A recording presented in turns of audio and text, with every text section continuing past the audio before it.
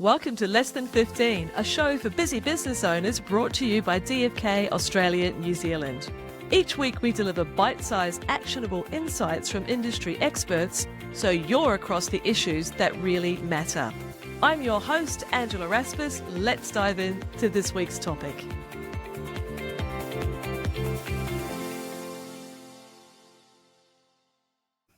Hello and welcome back to another episode of the Less Than 15 show. Today I have a guest who has a really important topic to talk about that you may or may not spend a lot of time considering: risk and how to mitigate it. And Lisa Sisson has a whole mission in life and business about creating a safer world, and how that plays out is working with leaders who can feel distracted and a little bit overwhelmed with managing risk. And her job is to help demystify how you can tackle risk within your organization so that it's not just a tick the box, let's move on, but actually has a real purpose and impact on the way that you're running your business. So Lisa, thank you so much for joining us today and sharing your wisdom with us. It is fantastic to be here. Thank you so much for allowing me to have this time with you. It's going to be fun. Risk can be fun. What I'd really like to start with is the idea of reframing risk, because I know that you have a particular take on it where the emphasis is on the fact that it starts and ends with people, that there really is a mindset shift we need to embrace here as business owners. So could you have a chat to us about what you mean by that and how it works? Yeah, of course. Thank you. The way we perceive risk often dictates how we actually end up managing it. So traditionally, for a lot of people, we tend to have this whole tick box approach, and looking at the consequences that are associated to that creates a lot of fear. Let's be honest, risk can be one of those topics that a lot of people try to avoid, right? So it's really important to look at ways to reframe it and actually let people understand that risk is the gateway to both opportunity and innovation. And that really helps to change the approach, because there is absolutely no opportunity or no innovation without risk. And so by viewing risk and opportunity as being two sides of the same coin, we can shift from that very defensive mindset into one that's much more proactive and one around exploration and growth. And that's where we really need to head towards. That is such a brilliant reframe. Straight away, I was like leaning forward with that idea that, of course, you can't innovate or grow without walking along that risk edge. So if we think about the pitfalls of being really compliance focused, there is an acronym that you use within your work about protecting the house, where protect really stands for a few different things. Could you expand a little on how we go about protecting the house with your reframe? Yeah, sure. So in today's world, we find that business people are tending to have that tick box approach to compliance. It ends up being a bit of a common trap for a lot of business owners. While it seems really efficient, it's actually quite reactive, because it's really focusing on the avoidance of penalties rather than genuinely trying to reduce or mitigate risk and really protecting the business from all types of risks. So don't get me wrong, compliance is incredibly important. But we need to be mindful that approach actually deals with risks that are already well known. So they're pretty much in our rearview mirror, as in the ones that have already been discovered. And so we're just playing catch up and making sure we're complying to a lot of them.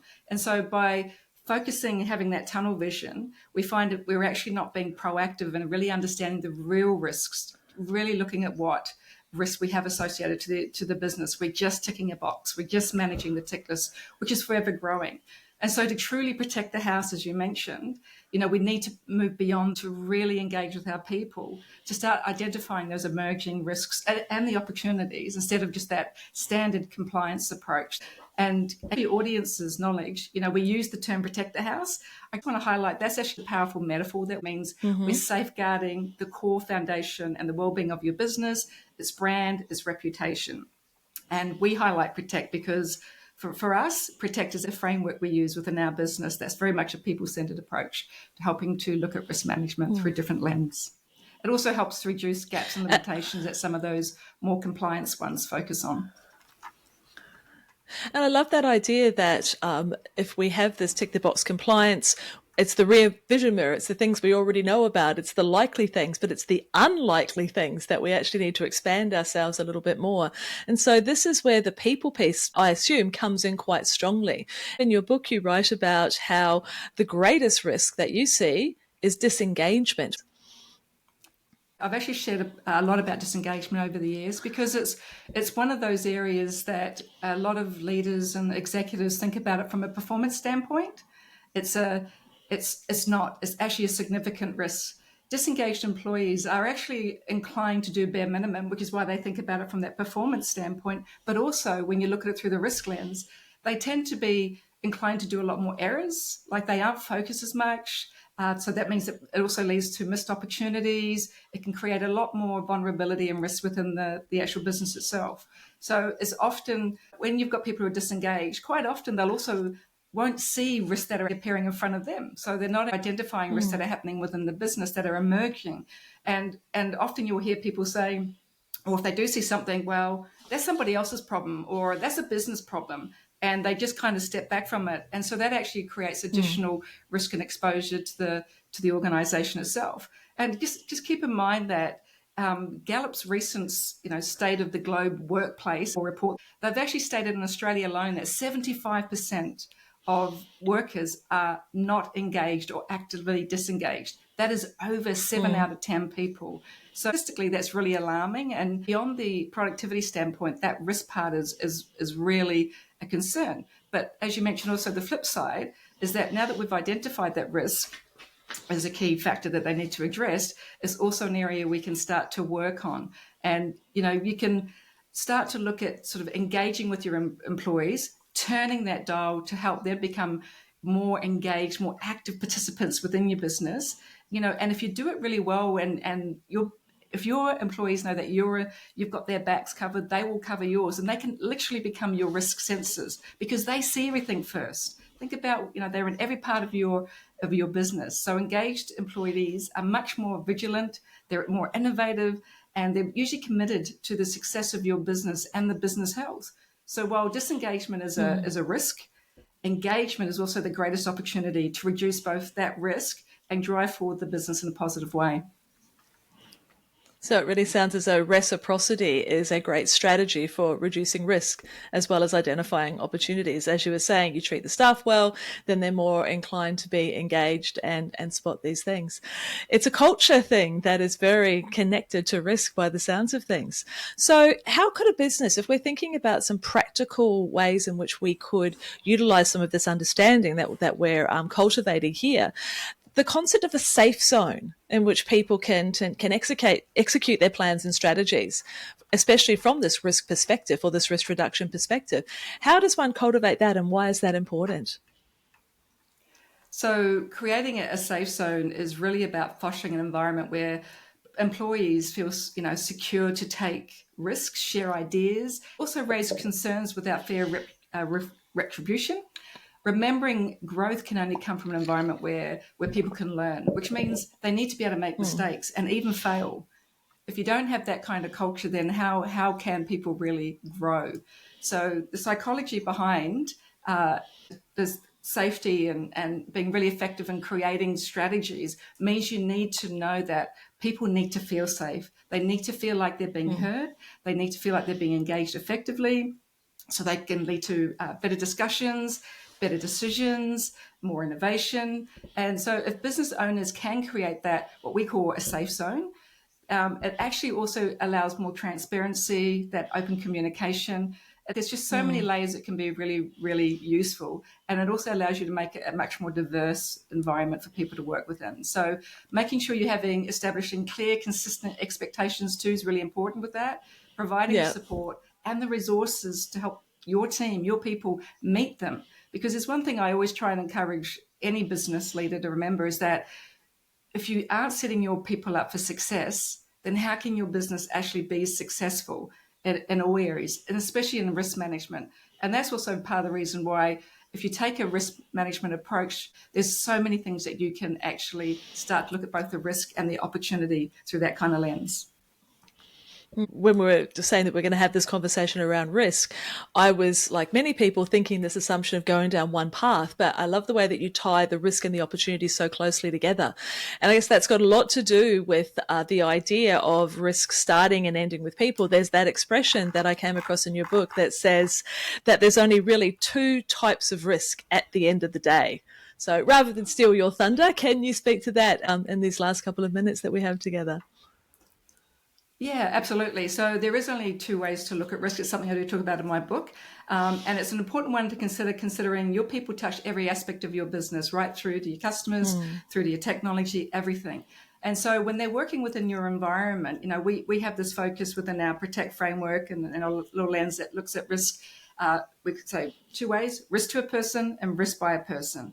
Risk to a person is when you're actually looking at all the types of threats and risks that can come to them. It can be direct or indirect. So it can be their safe work and unsafe working conditions. It could be oversharing sensitive information. It could be high stress environments, bullying, intimidation, all those sorts of things. And if they're exposed to a lot of these things, it can also change a person's engagement level. So then you start to look at this transition that can happen where we look at risk by a person, which actually looks at things like employees are making decisions, taking actions daily that are either creating, wonderful outcomes for your business or potentially inflicting harm. And so if you're looking at risk by a person through that lens of where the potential is where they can do harm, either intentionally or unintentionally, then you start to really see the kind of things that could be areas you need to focus on. Are you setting, again, your people up for success? So that lens is really, really powerful when used appropriately. Yeah, and it does make sense, because without people, we don't have a business. It's as simple as that. They're as important as having clients and customers, you'd have to think. So as a final close off here, what's an initial step that a business owner or leader listening to us now could take straight away to really go down this pathway of adopting a more people-centered approach to risk management? A couple of steps that they could take that you'd recommend. Well, I think the first thing to always remember is that your people know your business better than anybody else, better than any third parties coming in. And so all your answers are actually within your people, but creating the environment to get the answers out. So for me, the biggest one is finding ways to really make your people feel safe, that they can share things, concerns with you, situations with you, and also areas where you can start to improve the performance, because through that process, you will identify many risks and you will identify opportunities. So that connection and that creating that safe zone would have to be the one thing that I would really encourage any business to start with, because so much comes out of that. That is a really powerful thing to do. And yet so many companies can't do it well.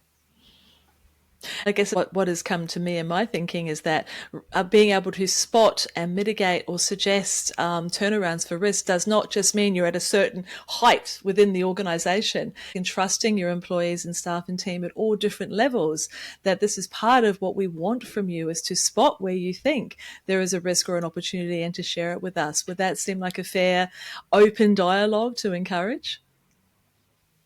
Absolutely, because I'll be honest with you, if you can really get that connection with your people, they will become your risk sensors. They will see things happening before you could ever, because they are in every aspect of your business. And the sooner that they see it, if you've then got that approach to be more innovative and you've got a foundation, they can start to work on that issue straight away or put their hand up straight away and let you know about it. So you've got more runway to deal with it. Just remember, don't ever shoot the messenger. Just make sure that you catch whatever they're suggesting and then deal with it appropriately. And that's a good way to start. That's brilliant. Well, thank you, Lisa. You've just flipped this whole conversation on its head in terms of a different way to let go of that ticking the box, to bring in this people and connection and trusting them. I love that, to become your risk sensors in an organization. So if you are watching on the YouTube channel, you'll see that I'm holding up Lisa's book, Risk Starts and Ends with People. I'll pop a link in the show notes where if you go to that link to purchase a copy of this book, if you pop in the code less than 15 or lowercase, with 15 being the numbers, then Lisa has extended a special offer to us for purchasing that book, which I highly recommend. So thank you for your time today, Lisa. It's been really valuable. Oh, it's been my pleasure. Thank you so much for having me. And I hope everyone gets some value out of this little 15-minute session. I have no doubt that they will. So, my lovely listeners and watchers, this is another of those scenarios where don't just take this information in and then just file it in the back of your head. Actively look for ways in which you can adopt this more people-centric approach to risk. By the case studies in here and the other things that I've heard from Lisa, it will pay off in spades, not only in reducing risk, but increasing the opportunities and engaging your people. So, we look forward to bringing you some more wisdom and insight on our next episode next week. Until then, take care.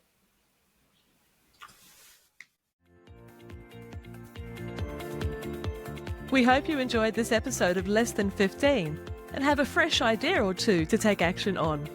Hit the subscribe button so you catch every bite-sized business bulletin. And we'd love you to leave a review or perhaps share the episode with a friend. Less Than 15 is brought to you by Accountants and Business Advisors DFK Australia New Zealand, helping business owners make better decisions through local knowledge, national connections, and global reach. We'll be back next week with more valuable insights to help you and your business grow.